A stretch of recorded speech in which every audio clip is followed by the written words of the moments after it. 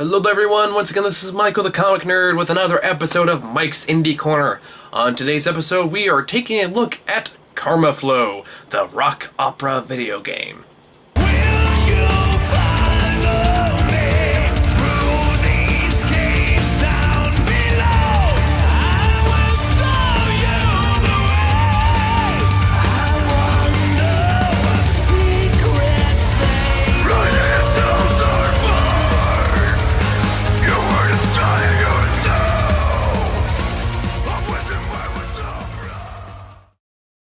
Okay, now, if you watched the last episode of Mike's Indie Corner, you'll know that I want to get this episode out sooner.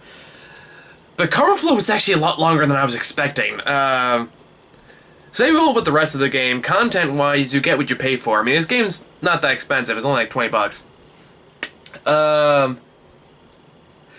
This is a game where I really wanted to like it more than I actually did. It is absurd how on board for this concept I am. I am 100% on board. So I'm one of those people, like, I'm a fan, like, I own, where is it? I have it right here somewhere. I own Repo the Genetic Opera on Blu-ray. I'm totally on board with this, like, this over-the-top concept. And, by the way, I don't care what anybody says. I love this fucking movie. But, a rock opera video game? That's a great concept. Nobody's done that before. That is you can do so much with that. You can have so much fun with that. There is so many creative things you can take it. There's so many good songs you can get out of it. And it's so underwhelming. That's something I think the biggest crime of this game. Not getting into the other issues of it, which I'll talk about, but the biggest crime in this particular indie game is the fact that it does not take advantage of this fantastic concept it has. I mean, this feels like, I feel like if this was in the hands of like a more established company like Double Fine would do a great job with this. Like, that's a company who knows how to get all these elements right. And here, the foundation is there, but it needs more. Like, for a game that's called a rock opera video game, there is not that many songs in there. I mean, there's like a few per like little mini episode, mini story, but it's really, for something that's called a rock opera video game, you expect a lot more of it. You expect it should be constant. It should be constantly trying these new ideas with how to play music into your video game. This one, it merely teases at the concept, but doesn't fully explore it. And I was getting kind of frustrated with it because it's like, oh my god, you have these they got a really good cast of singers for this, except for some of the more heavy metal singers they had on here, which, granted, had a purpose to the story, but overall I was like, that's not my style of music, but the other ones are really good singers, really talented musicians, to just at best, mediocre game, and that's the biggest crime. This should be fantastic. I should be up here praising this to the heavens as an indie game you should go check out, but here I'm so disappointed to say, it's like, oh, you could have done so much more. Jesus Christ. Okay, so the concept of the game is right off the bat. I mean, I found out about this game through a Kotaku article that was talking about a game, like kind of how awesome, how unique it was, and yeah, it's a unique platformer game. It's very stylized. It clearly has its own art direction. You play this, I guess, like what's called a karma keeper, who has to go to these 4 different worlds and either bring, like, who's in disarray because of something called the dissonance. This is like this, it turns out it's an actual musical term, I googled it. It's like who is like infecting all these lands and threatens to destroy them unless you intervene, and in the end you get to choose whether or not you want to save the world or you want to destroy it. Granted, it's not so black and white. They add a little bit of moral ambiguity to it, which I liked. But it's still pretty obvious which one is supposed to be the right one, which must be the wrong one. The only time I could, like, although sometimes the way to pick which one is kind of made for you, like in the case I think with the 3rd episode on the 3rd world, I got stuck in a loop because I didn't have enough little karma bits to get the good ending, so I had to get the bad ending, which I was kind of pissed about. Because how it works is you have to the gameplay is very, very simple, more or less. It's more or less just a simple, old-school, kind of Crash Bandicoot, more like Banjo-Kazooie-esque platformer, where you have to suck what's called karma out of these different objects, and you can tell which one's karma stored because they're bright orange. And the things that don't have karma are purple. And that goes into color, but I'll get into that in a little bit. But so you have to take karma out of certain things and put karma into others to make them do stuff. I'm not quite sure how karma ties into music. If that's a musical thing, I don't know. I'm not a music guy necessarily. But right off the bat, like, this game shows so much promise. I mean, the main character of the Karma Keeper is deliberately designed to be the observer, which is fine. Okay, I get that. You don't want, like, the focus is on the other characters in this world and their personal story and how you kind of guide where that story goes. Okay, fine. I'm okay with that. Even then, the main character, that Karma Keeper, has this very unique, almost like, kind of reminds me of, like, Aku Aku from Crash Bandicoot back in those old days. But one thing I did, like, right off the bat is there's a lot of these worlds have great designs to them, great characters, very cartoonish, very stylized, and clearly playing into this idea of just this over-the-top rock opera video game. Really just dives into it headlong. And even the collectibles, when you get the collectibles, the game slows down, it goes into black and white, and you get this big epic song about, like, the backstory of what's going on in this particular world. And that stuff's awesome. That stuff's great.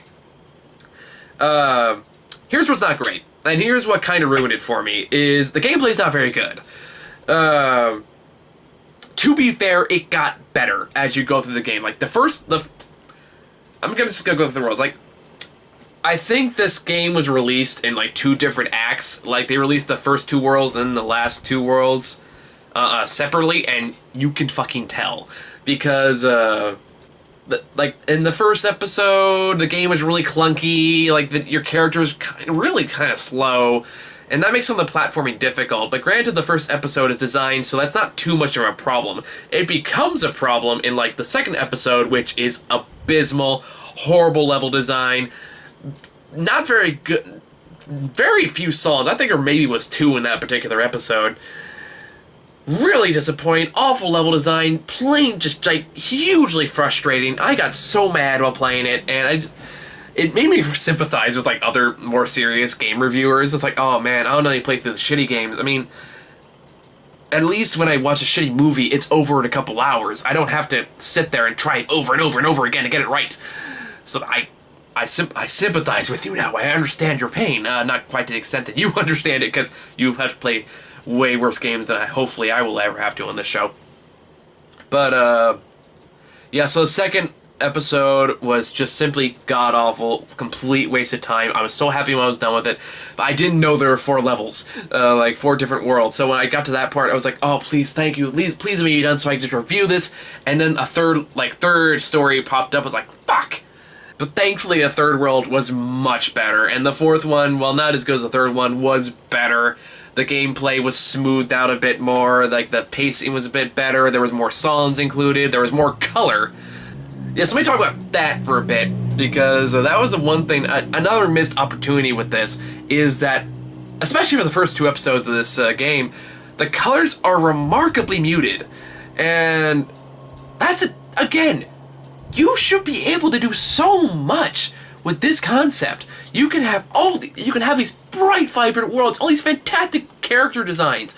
I get they want to make it bleak and look like apocalyptic because of the story they're going for, but Mike, there is so much you can do here. So many different flashes of color and create these beautiful, vibrant worlds. Now we have gray and we have orange sometimes, and we have purple the other half. That's really about it. And again, such a missed opportunity. I'm frustrated. I'm disappointed because I want a game like this to work. I want to like a game like this. I want to tell you to go buy a game like this, because these are the kind of games I want to see. Games that show genuine innovation, genuine trying new things. That's the shit I want to see I want developers to do. But, God, they're making it harder to support their cause. I mean, it could have been because of budget. Because I know this was I found out at the credits this was a Kickstarter project, so maybe this is just the best they could do with what the money they had, and I guess I should be fair on that ground, but at the same time, that doesn't make up for the hours I spent trying to get through one fucking platforming section because you couldn't distance the fucking jumps right.